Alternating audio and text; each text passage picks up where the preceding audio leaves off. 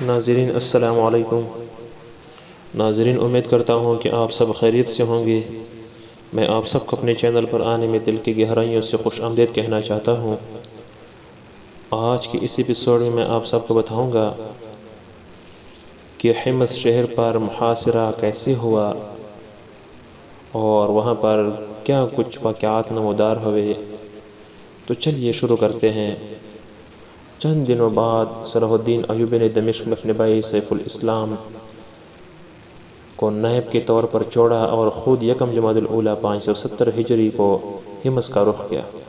11 تاریخ کو وہ شہر کے سامنے جا پہنچا۔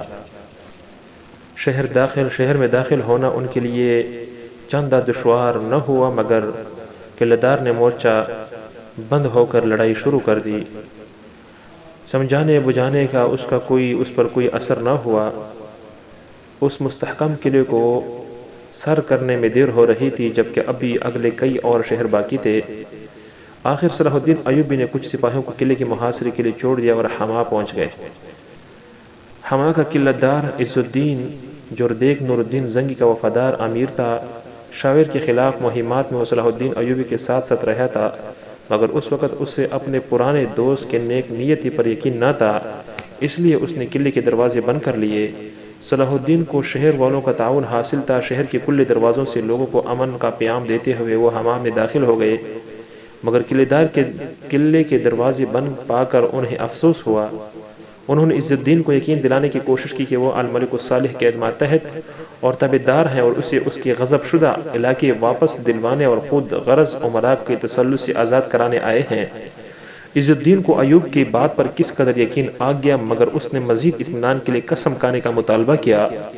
جب صلاح الدین ایوبی نے قسم کھا کر اسے اپنے سچائی کا یقین دلایا تو عز الدین کو اپنے قدیم دوست کے نیک نیتی پر کوئی شک نہ رہا۔ تاہم اس نے قلعے حوالے کرنے سے پہلے کچھ اور اقدامات ضروری سمجھے۔ اس نے صلاح الدین کو مشورہ دیا کہ ابھی حلب پر لشکر کشی نہ کی جائے، بلکہ اہل حلب کو گفت و شنید کے ذریعے اصلاح احوال کا موقع دیا جائے۔ اس وقت 2 معاملات اہم ترین تھے۔ پہلا معاملہ یہ کہ حلب کا سابق حاکم ابن دایہ اپنے بھائیوں اور بیٹوں سمیت نابکار گمشتکین کی قید میں اذیت جھیل رہا تھا، اسے رہائی دلانا اور حکومت میں شامل کرانا ضروری تھا۔ دوسری بات، شام کی سیاست میں صلاح الدین کا کردار منوانا ناگزیر تھا۔ جردیک نے فیصلہ کیا کہ وہ خود جا کر امراء حلب کو یقین دلائے گا کہ وہ صلاح الدین الملک الصالح کے بادشاہت کو متفقہ طور پر قبول کرتے ہیں۔ اس کے علاوہ وہ ابن دایہ کے سابق خدمات کا واسطہ دے کر اسے رہا کرانے کی بھی کوشش کرے گا۔ اسی طرح یہ مسئلے لڑے بغیر حل ہو سکتے ہیں۔ صلاح الدین ایوبی نے اس تجویز کو پسند بھی کیا۔ جردیک حما کا قلعہ اپنے بھائی کے سپرد کر کے حلب روانہ ہو گیا۔ اسے قطعاً اندازہ نہ تھا کہ حلب میں کیسی مصیبت ان کے منتظر ہے۔ حلب پہنچ کر جب اس نے بھری دربار میں امراء سلطنت کو صلاح الدین ایوبی سے مصلحت کا مشورہ دیا تو الملک الصالح کے درباریوں نے اسے ایوبی کا جاسوس قرار دیتے ہوئے مطالبہ کیا کہ اس غدار کو گرفتار کر لیا جائے۔ الملک الصالح اپنے خاندان کے اس پرانے وفادار کو سزا نہیں دینا چاہتا تھا، مگر گمشتکین نے بہت اصرار کر کے اسے ہاں کرا دی۔ اب جردیک کو حراست میں لے کر ہتھکڑیاں اور بیڑیاں پہنا دی گئی اور سخت تشدد کے بعد اسے اندھے کنویں میں ڈال دیا، جس میں شمس الدین ابن دایہ اپنے خاندان سمیت سسک رہا تھا۔ چند ماہ قبل جردیک ہی کے ہاتھوں اس خاندان کی قید و بند کا نام مبارک کا نام انجام پایا تھا، اس لیے وہ لوگ اس کے خلاف بھرے بیٹھے تھے۔ جو ہی اسے کنویں میں اتارا گیا، قیدی حسن ابن دایہ نے اسے گالیاں دینا شروع کر دی۔ جردیک کے لیے زبان کی زخم گمشتکین کے تشدد سے کہیں بڑھ کر تکلیف دہ ثابت ہوئی۔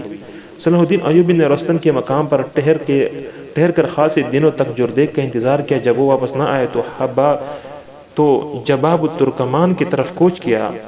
راستے میں جردیک کا ایک غلام ملا، اس سے پتہ چلا کہ جردیک بیچارہ خود پکڑا گیا ہے۔ صلاح الدین نے یہ خبر سن کر حما کی طرف پلٹنے کا، جس کا قلعہ جردیک کے بھائی کے ماتحت تھا۔ صلاح الدین نے اسے بھائی کی گرفتاری کی خبر دی تو اس نے قلعہ صلاح الدین کے سپرد کر دیا، کیونکہ حلب کے سیاستدانوں سے اپنے بھائی کا بدلہ لینے کا یہی ایک طریقہ رہ گیا تھا۔ یہ یکم جمادی ثانی 570 ہجری 27 دسمبر 1174 کا واقعہ ہے۔ صلاح الدین نے یہاں علی ابن ابو الفوارس کو قلعہ دار بنا دیا۔ صلاح الدین ایوبی کے سامنے اب اہم مسئلہ حلب کی تسخیر کا تھا۔ مرحوم سلطان نور الدین زنگی کے اس مرکز پر احسان فراموش گمشتکین قابض تھا۔ عز الدین جردیک اور ابن دایہ جیسے ممتاز امراء سے اس کی دغابازی کے بعد اس شرمناک کردار کھل کر سامنے آ گیا تھا۔ سب سے زیادہ پریشانی کی بات یہ تھی کہ خود الملک الصالح اس کے ہاتھوں میں کھیل رہا تھا۔ گمشتکن چکنی چپڑی باتوں سے اس صلاح الدین ایوبی کے خلاف ورغلانے کامیاب ہو گیا تھا۔ انہوں نے اس کو ورغلا دیا اور صلاح الدین ایوبی کے خلاف انہوں نے بہت سارے ان کی کان اور دل بھر دیے۔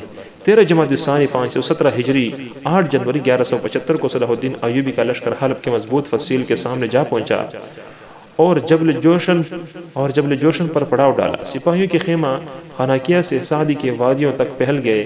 غضب کی سردی پڑ رہی تھی اور موسم ناقابل برداشت تھا، مگر صلاح الدین کا عزم صمیم ان چیزوں کو خاطر میں نہیں لاتا تھا۔ یہ بات ظاہر تھی کہ اگر اہل شہر دروازہ نہ کھولتے تو شہر پر قبضہ بہت مشکل تھا۔ فصیل کے بلند و بالا ہونے کے علاوہ خود حلب کے باشندے نور الدین زنگی کی تربیت کے باعث جنگوں کے عادی تھے۔ انہیں سرنگ کرنا ان کے لیے آسان بالکل نہ تھا، اور یہ بہت ہی نازک مسئلہ تھا اور بہت ہی تکلیف دہ تھا، اور اس کو پائے تکمیل تک پہنچانا کوئی آسان کام نہ تھا۔ ادھر گمشتکن نے عوام میں صلاح الدین کے خلاف اشتعال انگیزی کا پورا انتظام کر لیا تھا۔ الملک الصالح کو وہ اس بارے میں خوب بڑکا چکا تھا۔ دراصل وہ اس کے ہمنوا امراء حلب اب تک یہ سمجھ رہے تھے کہ ایوبی حلب پر یلغار کی جرت نہیں کر سکے گا، مگر اب مصری افواج کو فصیل کے باہر دیکھ کر انہیں یہ خدشہ ہوا کہ شہر کے لوگ صلاح الدین کا ساتھ دینے پر آمادہ نہ ہو جائے۔ چنانچہ اہل شہر کو اعتماد لینے کے لیے یہ ضروری سمجھا گیا کہ الملک الصالح سے مجمع عام میں تمام لوگوں کے سامنے ایوبی کے خلاف خطاب کروایا جائے۔ انہوں نے نوعمر حکمران کو اس کے لیے تیار کر لیا۔ ڈنڈورا پیٹ کر شہریوں کو باب العراق کے میدان میں جمع کیا گیا۔ مجمع اتنا زیادہ تھا کہ میدان میں بالکل دل دھرنے کی جگہ نہ رہی۔ الملک الصالح میدان کے شمال کونے میں نمودار ہوا۔ کسی مجمع سے خطاب کا اس کا یہ پہلا تجربہ تھا۔ اس نے لوگوں کو پکار کر کہا، حلب کے لوگوں، میں تمہارے ہاتھوں میں پلا ہوں، تمہارا مہمان ہوں، تمہارے ہاں آ کر پناہ لی ہے۔ تم میں سے بڑے میرے باپ کی جگہ ہے، جوان میرے بھائیوں جیسے ہیں۔ اتنا ہی کہا تھا کہ اس کا گلا رند گیا اور آنسو بہ پڑے۔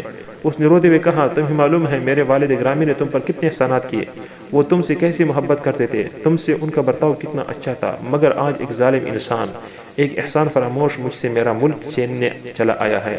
نہ اس سے اللہ کا خوف ہے نہ بندوں کی ملامت کا۔ الملک الصالح کی فریاد سن کر عوام بھی زار و قطار رونے لگے۔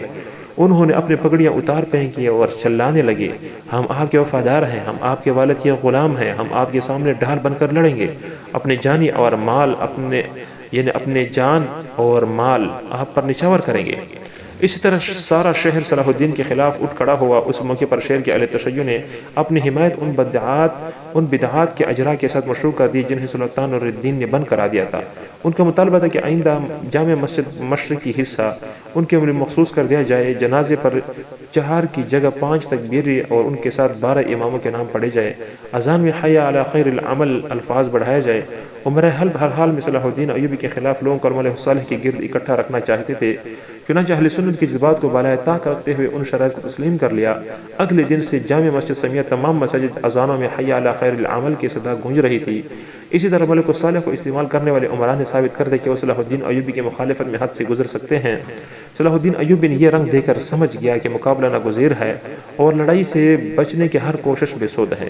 آخرکار جنگ شروع ہوئی اور اہل شہر جبل جوشن پر آ کر صلاح الدین ایوبی کے سپاہیوں سے زبردست مقابلہ کیا اور انہیں شہر کے فصیل کے قریب نہ آنے دیا۔ صلاح الدین ایوب پر قاتلانہ حملہ گمشتکن کو خطرہ تھا کہ اگر محاصرہ طویل عرصے تک جاری رہا تو شہر سرنگو ہو جائے گا۔ چنانچہ وہ اسی دوران ایک اور اقدام کر چکا تھا۔ اس نے حسن بن صباح کے خفیہ جماعت کے علاوہ سربراہ سنان کو بحری معاوضے سے دے کر صلاح الدین ایوبی کے قتل پر آمادہ کر دیا تھا۔ یہاں سے صلاح الدین ایوبی پر قتل یعنی قاتلانہ حملے کی بات ہو رہی ہے۔ صلاح الدین ایوبی کو قتل کرنے کی کوشش کی جا رہی ہے، چنانچہ انہوں نے اس کام کے لیے جماعت کے مرکز سے احکام روانہ ہو چکے تھے۔ 5ویں سے 7ویں صدی ہجری کے وسط تقریباً حسن بن صباح کی جماعت امت مسلمہ کے لیے ایک ناسور بنی رہی۔ اس جماعت نے مٹھی بھر افراد کے ساتھ اسلام اور مسلمانوں کو اتنا نقصان پہنچایا جو بڑے بڑے دشمن افواج نہ پہنچا سکے۔ اب حسن بن صباح خود اسماعیلی شیعہ فرقے سے تعلق رکھتا تھا اور مصر کی دولت عبیدیہ کے نمک خوروں میں سے تھا۔ بعد میں اس نے باطنیہ کے نام سے ایک الگ جماعت بنا کر بحر کیپسین کے کنارے بلند بالا پہاڑوں میں کئی قلعوں پر قبضہ کر کے ایک الگ دنیا بسا لی تھی۔ اپنے قدرت مند کو حشیش کے نشے میں دہت کر انہیں عیش و آرام کے ایسی دنیا میں لے جاتا جس پر جنت گمان ہوتا تھا۔ انہیں یقین دلایا جاتا کہ یہی اصل جنت ہے جس میں ہمیشہ قیام کرنے کے لیے انہیں اپنی جان فدا کرنا ہوگی۔ سر ہتھیلی پر رکھ کر اپنے پیشوا کے حکم کے مطابق بڑے بڑے لوگوں کو قتل کرنا ہوگا۔ اس ذہنیت کے ساتھ تیار کردہ لوگ کو فدائی کہلاتے تھے۔ انہیں خنجر زنی کی خاص مشق کرائی جاتی تھی۔ مصنوعی جنت کے دھوکے میں آ جانے والے یہ فدائی ایسے جان باز ہوتے تھے کہ اپنے پیشوا کے حکم پر ہر لمحے جان نثار کرنے کے لیے یہ لوگ تیار رہتے تھے۔ اس جماعت کا مرکزی پیشوا شیخ الجبال کہلاتا تھا اور اس کا قیام شمالی ایران کے ناقابل تسخیر کوہستانی سلسلے کے الموت نامی قلعے میں ہوتا تھا۔ حسن بن صباح کے بعد اس کے جانشینوں کا سلسلہ تقریباً 2 صدیوں تک چلتا رہا۔ ان فدائیوں کو دنیا کی تمام حکومتوں کے درباریوں، محافظوں اور ملازموں اور سپاہیوں میں گل مل کر رہنے کا حکم دیا گیا تھا۔ اپنے آقا کا حکم ملتی ہی وہ ہر رکاوٹ کو عبور کر کے مطلوبہ شخصیت کو موت کی گھاٹ اتار دیتے تھے۔ ان کی دہشت کے باعث ہر حکمران ان سے خائف رہتا تھا۔ اکثر بادشاہ شیخ الجبال کو خراج ادا کرتے تھے۔ سلطان نور الدین زنگی کے آخری زمانے میں ان کا دائرہ کار شام تک پھیل چکا تھا۔ ایک بار جب نور الدین زنگی نے ان پر قابو پانے کی کوشش کی اور الموت پر حملے کا ارادہ کیا تو فدائیوں نے ایک خنجر اور خط ان کے تکیہ تلے اسی طرح رکھ دیا کہ کسی کانوں کا خبر نہ ہوئی۔ خط میں خبردار کیا گیا کہ شیخ الجبال کی جماعت کے خلاف کوئی کارروائی کی گئی تو نتائج خطرناک ہوں گے۔ چونکہ باطنی اسماعیلی جماعت کا نظریہ رشتہ مصر کے شیعہ عبیدی حکمرانوں سے تھا، اس لیے عبیدی حکمران کو ختم کر کے مصر پر قبضہ کرنے والے صلاح الدین ایوبی ان کے نزدیک قابل معافی نہ تھا۔ کچھ عرصہ پہلے ہمارا یمن نے مصر میں جو بغاوت برپا کرنے کی کوشش کی تھی اس کی بیرونی مددگاروں میں حسن بن صباح کی جماعت بھی شامل تھی۔ اب جب کہ شیخ الجبال کے نائب کو خود شام کے ایک امیر کی جانب خطیر رقم کے عوض صلاح الدین ایوبی پر قاتلانہ حملے کی دعوت ملی تھی، وہ تردد نہیں کر سکتا تھا۔ چنانچہ فدائی خنجر زن اپنے مرکز سے حلب روانہ ہو گئے جہاں صلاح الدین ایوبی شہر کے باہر پڑاؤ ڈالے ہوئے تھے۔ معلوم ہوتا ہے کہ اس وقت تک صلاح الدین ایوبی نے اپنی حفاظت کا کوئی خاص اہتمام کرنا شروع نہیں کیا تھا، اس لیے خنجر زنوں کو کسی خاص وقت کے بغیر صلاح الدین ایوبی کے خیمہ تک رسائی کا موقع مل گیا۔ جو ہی وہ خیمے کے پردے تک پہنچے، ایوب کے ایک وفادار امیر خمارتگین نے انہیں دیکھ لیا۔ وہ خود الموت کے اس پاس کے علاقے کا باشندہ تھا اور فدائیوں کو ان کے چہرے اور حرکات و سکنات سے اچھی طرح پہچانتا تھا۔ اس نے فوراً خطرے کا احساس کرتے ہوئے آگے بڑھ کر ان کا راستہ روک لیا اور للکار کر کہا، کم بختو، میرے موجودگی میں تمہیں یہاں آنے کی ہمت کیسی ہوئی؟ تمہیں کس نے بھیجا ہے اور کیوں آئے ہو؟ مگر فدائی اپنے ہدف تک پہنچنے سے پہلے روکنے کے قائل نہ تھے۔ انہوں نے اپنے خنجر نکال کر خمارتگین پر حملہ کر دیا۔ خمارتگین شدید گھائل ہو کر گر پڑا۔ شور سن کر دوسرے افسران اور محافظ ادھر متوجہ ہو گئے۔ اسی اثناء میں ایک فدائی خیمے میں گھس کر خنجر تانے صلاح الدین ایوبی کی طرف دوڑ لگا چکا تھا، مگر امیر تغرل جندار نے بجلی کی طرح چپٹ کر اس پر ایسا کاروار کیا کہ وہ صلاح الدین سے صرف چند قدم زمین پر دور پڑا۔ باقیہ فدائیوں کو دوسرے سپاہیوں نے گھیر لیا اور وہ ہتھیار ڈالنے پر تیار نہ ہوئے اور کئی سپاہیوں کو شہید کر دینے کے بعد اسی طرح لڑتے مارے گئے۔ آگے کیا ہونے والا ہے انشاءاللہ قریب میں آپ کو ساری چیزیں اس میں بتاؤں گا کہ آگے صلاح الدین ایوبی کی جب بچت ہو گئی تو پھر کیا ہو، صلاح الدین نے آگے پھر کیا اقدامات کیے، کیونکہ لڑائی بہت زور و شور پر تھی اور بہت زیادہ اب حالات حساس تھے۔ ہیمس شہر پر حملہ کرنا یہ بہت بڑا ایک بہت بڑا اقدام تھا۔ اسی طرح صلاح الدین ایوبی کے ساتھ اتنے خفیہ دشمنوں کا سامنے ہونا اور ان پر کنٹرول پانا یہ بہت بڑا اقدام تھا۔ ان سب کو کنٹرول کیسے کیا گیا، کیا ہوا آگے، انشاءاللہ اگلی ویڈیو میں بتاؤں گا۔ میں آپ سب سے بہت زیادہ معذرت خواہ ہوں، بہت دیر بعد ہم آپ سے مل رہے ہیں، ملتے ہیں انشاءاللہ اگلی ویڈیو میں، تب تک اللہ حافظ۔ میرے چینل پر اگر آپ میرے چینل پر آتے ہوئے آپ کو کچھ نہ کچھ فائدہ ہوا ہے، خوشی ہوئی ہے، کسی نہ کسی حد درجے تک ہمارے اس ٹوٹے پھوٹے محنت سے آپ تھوڑے سے بھی فائدہ حاصل کرتے ہیں، انشاءاللہ مزید انشاءاللہ ہم اچھائی لائیں گے اسی چینل میں اور اسی ویڈیوز اور بیاناتوں میں۔ آپ ہمارے ساتھ رہیں گے تو کہ ہمارے حوصلے بلند رہے، انشاءاللہ ضرور آپ کو تمام چیزوں سے آگاہ کریں گے اور اطلاعات سے آپ کو آگاہ کریں گے اور آپ کے ساتھ اچھی سے اچھی پروفیشنل ویڈیو کی طرز پر انشاءاللہ ہم آپ کے سامنے اپنی خدمات کو پیش کریں گے۔ ملتے ہیں انشاءاللہ اگلے ویڈیو میں، تب تک اللہ حافظ۔